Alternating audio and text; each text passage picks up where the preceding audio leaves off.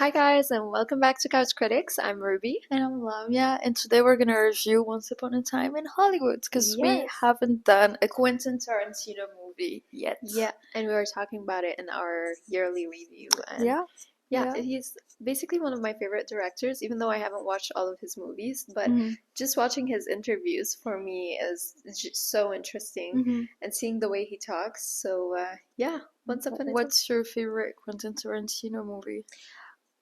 I think Once Upon a Time in Hollywood. It's a Okay. very. I also really like Pulp Fiction, Mhm. but I feel like since this one was filmed in 2019, it's just closer to what I can enjoy and relate with. The Yeah. actors, I know them better, and I love the cinematography. And I feel like it was a bit. It's still a very violent movie, but it's less violent than Pulp Fiction and Yeah. his previous movies.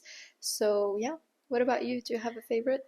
I really like this one. It's my second favorite, but my favorite Quentin Tarantino movies forever, Inglourious Basterds. Okay, I haven't watched this one. It's with Brad Pitt, right? It's with Brad Pitt, Yeah. yeah. And it's very funny. It's Okay. hilarious. Yeah. Is that also violent? I suppose like that's Quentin's signature. It's the fun. There is no thing like fun violence, but Yeah. like it's very comedic. Like Okay. even when it comes to the violence of it. All right.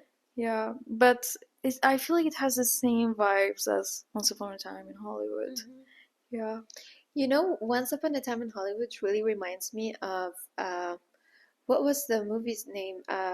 Damien Chazelle's latest movie, Oh, uh, Babylon. Babylon. Yeah. Really reminds me of Babylon. I don't know, maybe it's because it has Brad Pitt and Margaret Mhm. Robbie, and uh, Leo is not in Babylon. No. But it's just the fact that it's also about Hollywood and its actors and it's all over the place. I really compared these two movies together, and yeah.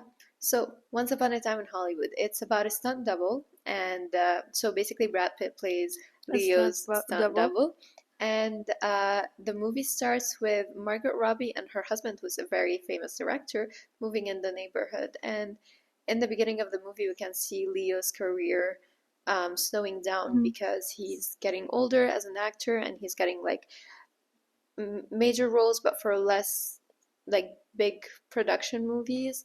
And yeah, Margaret Qualley and Sydney Sweeney are in it. Sydney Sweeney is also in Yeah. it, and Austin She's Butler. one of the. She lives with the Mansons, The the Mansons. killers. You know, like Oh the yeah, the cult. hippies. Yeah. Yeah. Oh, even Austin Butler is in with the Yeah. hippies. Just a bunch of like this movie was a small future hints. Yeah. Yeah. Yeah, of They the all became stars like yeah afterwards. yeah. And yeah, a lot of roles in this movie are roles about characters that actually existed, about real people, like the one that Margot Robbie plays. She plays Sharon Tate, who was murdered and who was also like a famous actress. I think she was married to Roman Polanski, who's a very famous director in Hollywood, and he's still alive. Um, who and yeah, the other people, the Margaret Qualley, Sydney Sweeney, Austin Butler, this new girl who's in Anora right now. They all play people from the Manson's cult, and it's kind of like the way that they promoted it. It was an homage to Sharon Tate Okay. because she was murdered when she was, I think, 9 months Pregnant. pregnant. Okay. Yeah, in her mansion. Ah. And so in this movie, like when the movie ends, Brad Pitt actually kills Yeah. the people who tried to kill her, and he just goes to her place and they meet outside, and she invites them for coffee, for tea, and yeah, she lives happily ever Ah, after. this is so sad. I did Yeah, not know that that was the story behind the movie because it is very relieving to see that Margot yeah, Robbie makes it out alive, but to realize that yeah. in real life she doesn't. Oh, that's Mhm. yeah. And the movie is not just about that. It has so many references about, like movie culture in Hollywood and like what it's like to be an aspiring actor back at that time and how to be a washed up celebrity at that time and a stunt double and, how it feels like to compete uh, and to just like compare your house to the other houses in Mhm. the hills And yeah, it's just you're totally immersed into the chaos and the beauty of that world, and it does feel chaotic and beautiful at the same time. It's crazy to see how Hollywood has changed, though, because for Yeah, the longest time, that's what I would hear about Hollywood. And then I feel like in 2015, with the emergence of YouTube, Hollywood has become the place where all the influencers wanted yeah, to live. I remember when I was like in 2014 or 2015, that was what we used to see about California. This is how I learned about California. But yeah. to come and see the history behind all of it, the Hollywood sign, all of this, it is very magical. Hmm. And I don't know, maybe it's a sense of nostalgia towards days we haven't lived or how things were. I feel it's always easier to say things were better before, but it's very glorified in this movie, and Yeah. it's in a beautiful way, even though it's a very violent movie. I feel like we're always tempted to just like think that it was so much better before, Hmm. but you don't know that, like, you haven't been there before, and like the people who were there before say that it was better before. And Yeah. there's a movie about this. It's called Midnight in Paris, and it's by Woody Allen, and it's literally about this guy who finds himself in like different dimensions, and like Okay. everyone's saying that it was better before. Yeah. And it's just, I find this to be very accurate Hmm. actually. And yeah, um what else but I think that we're soon gonna have movies about the the elite life that influencer live in Right Hollywood. I now. feel like it Yeah. would be such a such an amazing idea to explore, because everyone is so tempted to hate on them, but like no one would say no to that lifestyle. And it's people, I feel like people are always curious to know more about what's going on in Hollywood, about the spark and the fame and the chaos and the tabloids and everything. And yeah. Yeah, I do get a feeling, and that's very biased and subjective, that I don't know, like from what I'm seeing, I get the feeling that it's getting decentralized. Hollywood Yeah. doesn't seem all focused in one place anymore. We're seeing a lot of actors living abroad, amongst which Margot Robbie, who's in Italy right now. But like, is she But living there? She moved I there? think she's there for the next year. I don't know if she's probably gonna come back to Hollywood, maybe. Okay. I don't know. Mm. But yeah, it's fun to see. Also, with everything, like with the ease of technology and with movies being filmed in different places, like in Montreal or Wednesday being filmed somewhere in Eastern Europe, it's just I feel like Hollywood is slowly getting Yeah. outsourced elsewhere. Yeah, because apparently it's crazy expensive to Hmm. film there, and Yeah, yeah, you can't recreate most of the things that yeah, you want to create. But yeah, like I don't think people are ever going to be bored of movies about Hollywood. Like, no, just look at Damien Chazelle. I mean, his movie flopped, but like people still went and watched a 3 hour movie about a yes, guy wanting to be an extra on a yeah. film. Yeah. And come to think of it, even La La Land was about Hollywood. It was Yeah. like this homage to Hollywood and how it was. So, yeah, It's the American dream. it's the American dream. Honestly, when I say Hollywood, all I could think about is dreams. But Yeah. yeah, it's nice. Also, the music in this movie, insane. Mhm. I loved it so much. The costumes too. It's very. I feel like it's very hippie-ish, and it's just like.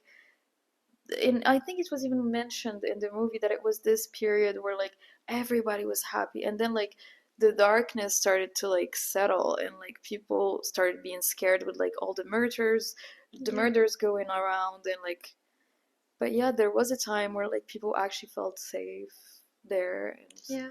everyone was cohabiting together peacefully. Yep, peacefully. It's nice. Yeah, I also love the music. I know they redid California Dreaming for that movie, and it's been in my favorites for the Hmm. longest time. I love that version of that song. Yeah, speaking about the acting, what do you like? What did you think about the performances? How like Leo, Brad Pitt, Margot? I think it's just a bunch of great. Even Robert De Niro was in the movie. Yeah, No, not Robert De Niro. What's his name? Al Pacino. Al Pacino. Yeah. Yeah. Um, I think that they stayed very true to their castings. Hmm. Like this, when I look at Brad, I mean, he had the same vibe as the one that he had in Babylon. Like he's always, this. he plays the hot guy who doesn't care and like who's too cool to communicate. And True. whereas Leo's always kind of awkward and he's always stressed out and ready to break things and break him down at some point. Margot's cute and beautiful and like Yeah. yeah, and she's but like Margot, I found Margot to be very believable as Sharon, and but everyone was very fun to watch though. But like my favorites were the people in the cult. I loved Austin Butler. I loved um I don't know her name, but like she's very famous right now. She plays Honora. She's in Honora, the movie that's like very famous right now. But like she was one of the killers too. And yeah, I thought that they were very fun. And I remember when I was obsessed with Elvis. I'm still obsessed with Elvis. But like I remember watching a lot of Austin Butler videos, and he was talking about that scene where like they were walking the mountain to get to like the Brad Pitt's house to actually kill Sharon in the movie. And like they kept repeating the scene over and over again, and one of the neighbors thought that like they were just some weirdos that were like walking down there, and like he was kind of mad, and he just said so many anecdotes about that movie, and it's so funny to watch them and to see how famous he got Yeah. and how much he learned when he worked with those very successful people. I always find it interesting to see movies where actors were had like very small roles before they got Yeah. big, because it really comes to show how hard, like how much of a hard work it takes to Yeah. make it. And nobody does it overnight. It's just that we suddenly start hearing more about a certain actor, but they've been there. I mean, Austin Butler was in Wizards of Waverly Place on Yeah. Disney, so it's really his success. I think it's a cumulative of a lot of effort. And Totally. And I think it's part of the game to make everything seem effortless, yeah, but there's a tremendous amount of effort yeah. behind the well done roles. Like yesterday, I was watching videos about Gladiator. We Hmm. just reviewed Gladiator. This is why I'm Yeah. talking about Gladiator. And like Paul Mescal was literally saying that he would spend his entire day training in like Mhm. this random warehouse in outside of London, Yeah. and he would just go at night to the theater to play Hmm. to like perform a play. And it just goes to show how much of a strong work ethic you need to have to Yeah. survive in that world and to actually have the house in the hills and the spark and to Yeah. be part of that lifestyle. And this, I think also this is what makes us mad when we see influencers not put in that much of an effort Hmm. and being that successful. Yeah. And yeah, it's insane. I totally agree with it, because if there's anything I learned about acting is like it's a lot of homework and it's just a lot of Yeah. research. And it's not just like portraying a character, and it's not just pretending to be someone else. It's actually believing that you're someone else. And to have all of this history Yeah. and this background and this strong foundation really takes a lot of work. Mhm. So, yeah. I have one more question for you. What was your first Quentin Tarantino movie that you watched, and did you expect it to turn this way? Like, and I'm gonna tell you why I'm asking this. I remember the first time I watched this movie, I just didn't understand it. Like, at first, when I was watching Quentin Tarantino movies, I feel like he was so ahead of his time in terms of focusing on characters Mhm. and just following the characters and not just having a definitive plot. Yeah. And when I started seeing all the violence, I really had not signed up for it the first time, and I did not understand it. So I was wondering if you had that same experience, or if you knew what you were into before starting to watch the No, I movies. did not. I wasn't familiar with his work when I watched his first movie, which was Once Upon a Time in Hollywood, Yeah. and it just it's definitely my kind of movies. I like plotless movies where you don't know where the plot is going, but it's everything is so beautiful, and not knowing where the plot is going makes you very focused about everything else that's happening, which is very clever, I think. Yeah. And yeah, I watched it a second time just a few days after, and then I was very curious about his work. I watched Pulp Fiction, Inglourious Basterds, Kill Bill, and yeah. What about you? I was really shocked. I did not know what it was, but now I'm starting to enjoy it more, because I'm realizing that this is where the film industry is headed. Yeah. We're less interested into having like a dramatic plot that's very cliche, because I feel like most plots have already been done, Hmm. but what we're learning to love about movies is really to follow the character and follow their personalities and understand why they're this way. And I Yeah. feel this makes it easier to like the antagonist Hmm. sometimes. And this is why I feel like we went through a villain era with movies and TV Yeah, shows. And it's just interesting because it starts shedding light on all of these new aspects. And totally.